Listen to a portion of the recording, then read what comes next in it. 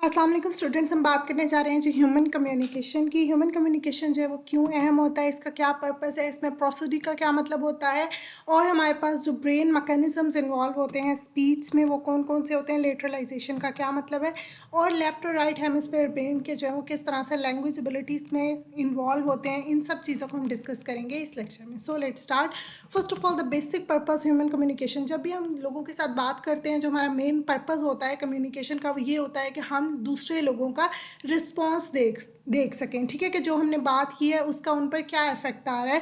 अब उनका जो नेक्स्ट बिहेवियर होता है हमारी बात के बाद, हमारा जो मेन पर्पस होता है उस बिहेवियर को देखना होता है। ठीक है, मतलब किसी से भी बात करते हैं तो हमारा मेन पर्पस तो यही होता है ना कि वापस हम अब देखें कि उस बात से नेक्स्ट पर्सन को क्या अफेक्ट हुआ है, फिर वो आपको रिस्पॉन्स करेगा। तो बेसिक पर्पस होता है ह्यूमन कम्युनिकेशन का कि हम दूसरों को अपनी बात का दूसरों पर इफेक्ट देखना चाहते हैं। ठीक है, जब हम किसी से बात करते हैं तो उससे क्या होता है कि हम किसी भी पर्सन में किसी भी किस्म का बिहेवियर इंड्यूस करते हैं। ठीक है, सपोज हमने किसी से कहा कि मुझे भूख लगी है, ठीक है सपोज, और वो आपके लिए खाना ले आया, तो अब इससे क्या हुआ कि आपने जो उससे बात की उससे नेक्स्ट पर्सन ने कोई ना कोई बिहेवियर परफॉर्म कर दिया। ठीक हो गया।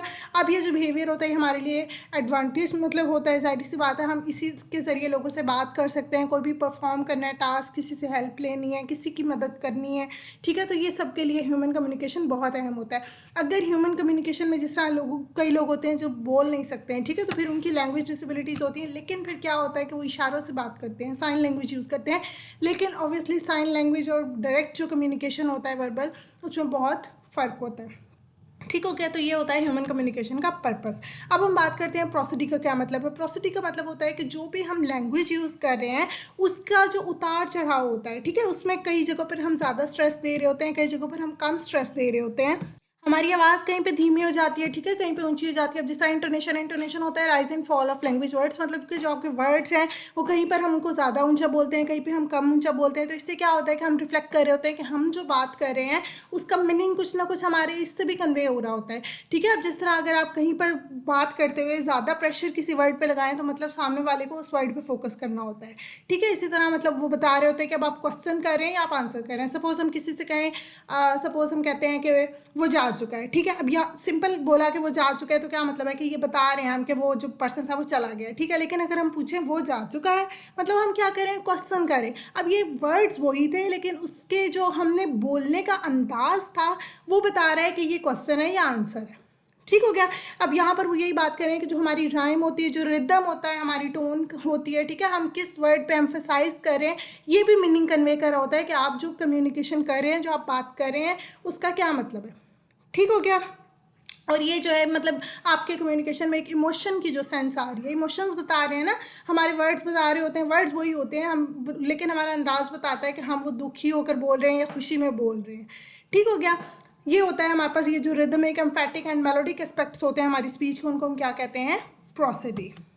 अच्छा जी, कौन से ब्रेन मैकेनिज्म्स हैं जो इन्वॉल्व होते हैं स्पीच प्रोडक्शन में और कॉम्प्रिहेंशन में। ठीक है, स्पीच प्रोडक्शन का क्या मतलब है कि जो हम वर्ड्स प्रोड्यूस कर रहे हैं, जो हम बोल रहे हैं। ठीक है, कॉम्प्रिहेंशन का क्या मतलब होता है, उन वर्ड्स को समझना, अंडरस्टैंड करना, कि हमें पता हो कि हम क्या बोल रहे हैं, हम क्या सुन रहे हैं, इन अल्फाजों का मतलब क्या है।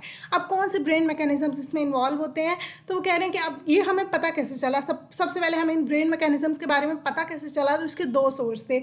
एक तो ये हुआ कि कुछ जो है वो जिस तरह वैसे ही रैंडमली जो रिसर्चेस वगैरह हुई इस तरह से कि कोई भी ब्रेन एक्सीडेंट्स वगैरह हुए और उसके बाद जो है वो लोगों की वर्बल बिहेवियर में इशू आया। ठीक है, कोई भी ऐसे ब्रेन लेशन मतलब जो भी इंजरीज वगैरह हुई हैं, तो इससे जो है जिन लोग कोई इंजरी हुई और उसके बाद पर्सन की जो वर्बल बिहेवियर में इशू आया, तो उससे जो है उनको ये शक पड़ा कि जो इंजरी हुई है उसका इस पर कोई इफेक्ट आ रहा है। तो फिर उसके बाद उन्होंने उस ब्रेन के उस पार्ट को डिटेल में स्टडी किया और उससे हमें पता चला कि ये पार्ट जो है ये वर्बल बिहेवियर में इन्वॉल्व है। ठीक है, अब जिस तरह कुछ इंजरीज जो हैं वो स्वेयर हुई जिसमें ब्रेन ट्यूमर आ जाता है। ठीक है, हेड इंजरीज हुई, सेरिब्रोवेस्कुलर एक्सीडेंट्स हुए जिसमें ब्लड वेसल की ऑब्स्ट्रक्शन हो जाती है। ठीक है, बहुत सारे इस तरह की जो भी इंजरीज हुई जिसमें वर्बल बिहेवियर पर इशू आया, तो फिर उन इंजरीज के बाद देखा गया कि ये इंजरी हुई कहाँ एग्जैक्टली ब्रेन में, जिसकी वजह से वर्बल बिहेवियर में इशू आया। तो फिर पता चला कि ये जाहिर सी बात है ये पार्ट ख़राब हुआ है ना, जिससे बिहेवियर ख़राब हो गया वर्बल, तो मतलब वो पार्ट जो है वो प्रोड्यूस करने में वर्बल बिहेवियर को इन्वॉल्व है। ठीक है, एक तो इस तरह से हमें पता चल गया। दूसरा सोर्स जो है वो कौन सा है, फंक्शनल इमेजिनिंग डिवाइसेस। ठीक है, जिस तरह ये MRI PET, इसके ज़रिए भी उन्होंने ब्रेन को स्कैनिंग की उसकी सही से, और उससे उनको पता चला कि कौन से हमारे पार्ट्स हैं जो कि लैंग्वेज प्रोसेसेस में इन्वॉल्व है नॉर्मल स्पीच को प्रोड्यूस करने के लिए। ठीक है, उन लोगों के अंदर जो कि नॉर्मल है, ठीक है, जिनकी स्पीच जो एबिलिटीज़ हैं वो नॉर्मल है। अच्छा जी, और वो कह रहे हैं कि जो बहुत इंपॉर्टेंट स्पीच डिसऑर्डर में हमारे पास चीज़ आती है वो कौन सी है, अफेजिया। ठीक है, अफेजिया का क्या मतलब होता है, primary disturbance in the comprehension और production of speech cause by brain damage. हमारे पास कोई भी जनरल टर्म है, ठीक है, ये एक जनरल टर्म है जो कि स्पीच डिसऑर्डर्स को बताती है कि जिसमें स्पीच इश्यूज आ रहे होते हैं, लेकिन हर स्पीच इशू, हर स्पीच डिस्टर्बेंस इसमें नहीं आती, सिर्फ वो ले आते हैं जिसमें कंप्रीहेंशन का इशू, मतलब पर्सन जो है वो ठीक से समझ ना पा रहा हो, अंडरस्टैंड ना कर पा रहा हो, ठीक है, या रिपीट ना कर पा रहा हो, जो उसने बोला है या जो उसने सुना है वो उसको रिपीट नहीं कर पा रहा है ठीक से, ठीक है, और या फिर उसको मीनिंग समझने में इशू आ रहा है। ठीक है, तो ये वाले अगर जो इश्यूज होते हैं जिसमें प्रोडक्शन, कंप्रीहेंशन या फिर रिपीटिशन का इशू आ रहा है, तो वो हम कहते हैं, उनको हम क्या कहते हैं, अफेजिया। ठीक है, अब इनके आगे बहुत सारी टर्म्स आती हैं, बहुत सारी टाइप्स आती हैं, लेकिन जो जनरली इन तीनों को मिलाकर जो भी हमारे पास डिसऑर्डर्स हैं उनको हम अफेजिया के नाम देते हैं। ठीक है, this difficulty may not be cause by simple sensory और मोटर डेफिसिट्स और बाय लैक ऑफ मोटिवेशन, मतलब खाली सिंपल सेंसरी या मोटर डेफिसिट्स। ये भी हो सकता है कि पर्सन इसलिए ना सही से समझ पा रहा हो क्योंकि उसको सही से दिख नहीं रहा लिखा हुआ, ठीक है, तो इसलिए वो बोल नहीं पा रहा सही से, तो इसका ये मतलब नहीं है कि ये अफेजिया है। ठीक है, यहाँ पर सेंसरी इशू आ गया ना, उसको आंखों का मसला हो गया। दूसरी बात, ये मोटर डेफिसिट्स हो सकते हैं, किसी की जुबान कटी हुई हो, उसको वहाँ पे कोई इशू हो जिसकी वजह से वो सही से बोल नहीं पा रहा, तो इसका ये मतलब नहीं है कि उसको अफेजिया है। या फिर लैक ऑफ मोटिवेशन के, किसी का पढ़ने को दिल ही नहीं कर रहा, बोलने को दिल ही नहीं कर रहा, तो वो नहीं बोल रहा और हम कहें कि जी उसको अफेजिया है, इस तरह नहीं है। ठीक है, ये जो इस तरह नॉर्मल दूसरी बातें हैं वो अफेजिया में नहीं आती। अफेजिया तब होता है जब ब्रेन डैमेज हो, ठीक है, जब ब्रेन के किसी पार्ट में इशू हो, ब्रेन इंजरी हुई हो, उसके बाद पर्सन जो है वो रिपीट ना कर पा रहा हो, चीज़ों को कंप्रीहेंड ना कर पा रहा हो, अंडरस्टैंड ना कर पा रहा हो, ठीक है, फिर हम कहेंगे कि वो अफेजिया है। सही हो गया। अच्छा, नेक्स्ट हम बात करते हैं लेटरलाइजेशन की। हमारा जो वर्बल बिहेवियर है वो भी लेटरलाइज्ड फंक्शन है। मोस्ट हमारी लैंग्वेज डिस्टर्बेंस जो है वो किस तरह से, अच्छा आपको पता है हमारा जो ब्रेन होता है उसके दो पार्ट्स होते हैं, इक्वल पार्ट्स होते हैं, ठीक है, एक होता है लेफ्ट हेमिस्फेयर और एक होता है राइट हेमिस्फेयर। अब जो लेफ्ट हेमिस्फेयर होता है वो ज़्यादातर इन्वॉल्व होता है किस चीज़ में, लैंग्वेज डिस्टर्बेंस में। ठीक है, मोस्टली जो इशू जब आ रहा होता है लैंग्वेज डिस्टर्बेंस में, तो वो डैमेज किस साइड पर हो रहा होता है, लेफ्ट साइड ऑफ ब्रेन में। बेसिकली लेटरलाइजेशन का मतलब ये है कि हमारे जो दोनों ब्रेन के पार्ट्स हैं, जो दोनों हेमिस्फेयर्स हैं, वो डिफरेंट फंक्शंस परफॉर्म कर रहे होते हैं। ठीक है, अब जो लेफ्ट साइड ऑफ ब्रेन है वो ज़्यादा किस में इन्वॉल्व है, लैंग्वेज में, स्पीच में। ठीक है, अब यहाँ पर लिखा हुआ है कि जो मेन फंक्शन है लेफ्ट हेमिस्फेयर का वो क्या है, analysis of sequence of stimuli occurring one after another. ठीक है, इसमें क्या है कि जो स्टिमुलस जो है वो एक दूसरे के बाद आ रहे हैं, जो सीक्वेंस में चीज़ें आ रही होती हैं, ठीक है, पहले एक आई फिर दूसरे, ये जो पैटर्न में आ रही होती हैं उनको कौन डील कर रहा होता है, लेफ्ट हेमिस्फेयर।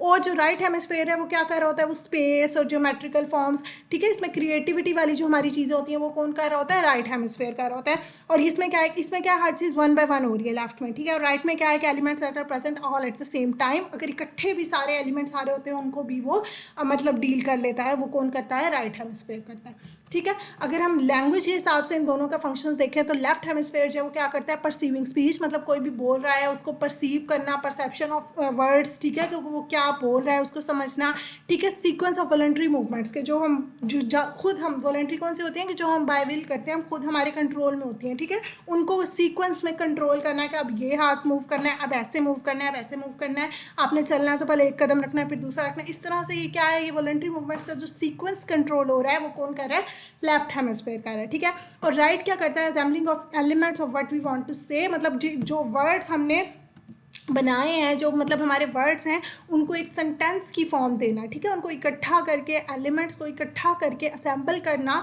और मतलब एक फुल मीनिंग देना। एक सिंपल सी बात यह है कि आप वर्ड्स को कंबाइन करके एक सेंटेंस जो बना रहे हैं ना, वो राइट हेमिस्फेयर है, लेकिन वर्ड्स बना कौन रहा है, वो लेफ्ट हेमिस्फेयर के। परसीव करें आप स्पीच को लेफ्ट हेमिस्फेयर से, आप उन वर्ड्स को सेंटेंस में कन्वर्ट करने का काम राइट हेमिस्फेयर का। ठीक है, अब ये जो प्रोसिडी है, ये नॉर्मल अभी हमने बात की थी प्रोसिडी की, मतलब इसमें क्या होता है कि जो वर्ड्स होते हैं आपका जो सेंटेंस होता है उसमें कुछ वर्ड्स पे आप ज़्यादा स्ट्रेस दे रहे होते हैं, आपका जो रिदम होता है, आपका टोन होता है, ठीक है, वो इंडिकेट कर रहा होता है कि आप क्या बात करना चाह रहे हैं। ठीक है, मतलब वो आपको ये बता रहा है कि आप क्वेश्चन करें, आप आंसर करें, आपका जो लहजा होता है मेनली। ठीक है, तो ये जो सारी चीज़ें हैं ये कौन कंट्रोल कर रहा है, राइट हेमिस्फेयर कर रहा है। ठीक है। अगर हम ओवरऑल देखें तो इन दोनों का लेफ्ट हेमिस्फेयर जो है वो logic, reason, mathematics, language, reading, writing, linear, serial crossing, analysis, इन सारी चीज़ों को डील कर रहा है लेफ्ट हेमिस्फेयर। ठीक है। और राइट किस किस को कर रहा है? Recognition of faces, patterns, rhythm, visual images, depth, creativity, parallel processing and synthesis. ठीक है। मेन जो लैंग्वेज वाली आप देखें, reading, writing, language, math, reason, logic, ये सारे यहाँ पर है लेफ्ट में। ठीक है। और ये इसका क्या है, ज़्यादा ये क्रिएटिविटी के साथ डील कर रहा है। ठीक है। चीज़ों को रिकॉग्नाइज करना, सिंथेसाइज करना और पैरेलल प्रोसेसिंग, ये विजुअल, ये सारी चीज़ें जो है वो राइट डील कर रहे हैं। ठीक हो गया। ये था हमारा first part of human communication. I hope आपको अच्छी समझ आई होगी। Thank you so much and अल्लाह हाफिज़।